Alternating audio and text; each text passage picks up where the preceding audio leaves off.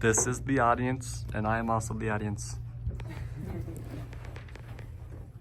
My dad always has a saying that nothing good ever happens past 2 a.m. I knew something was wrong when he shook me awake in the early morning, even before my feet hit the floor. So, my dad has always been an early riser, so he's always up around 3 or 4 and then has his coffee and everything.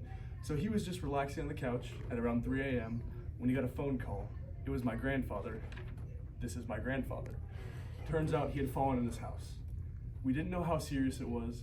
We didn't know if he was hurt. He just said, "I fell, come get me." He shook me awake in the middle of the night, and even as we were walking out and rushing to the car, I knew something could be seriously wrong. So as we were driving there, he told me that we were gonna stay calm. We were gonna not call the paramedics yet, but have our phones ready so that we could call them if we needed them. And that ride is only about 7 minutes to his house. He lives rather close to me, but it felt like an eternity in the car.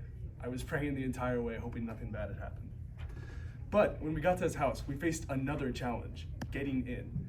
So normally he has a keypad for his garage door that you can put in the code, but the keypad was completely dead. So it was in the dead of night, pitch black, and we had to figure out a way to get inside his house without breaking in, basically. So we looked around to his other garages and found that he had one that wasn't programmed with a 9-volt battery that was still charged. So we had to switch it out in the middle of the dark. And I'm gonna tell you, these things, they're square, they're normally pretty easy to handle. I swear, they must have weighed 5 tons and been covered in pig grease because I could not get the battery into the slot for the life of me.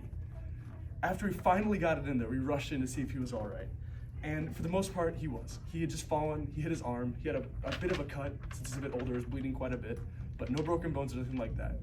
And I finally got to let it go of that breath that I've been holding since that morning. About this situation, I think it really shaped how I am in dealing with crisis. I didn't really know how I would respond in like a time of like crisis.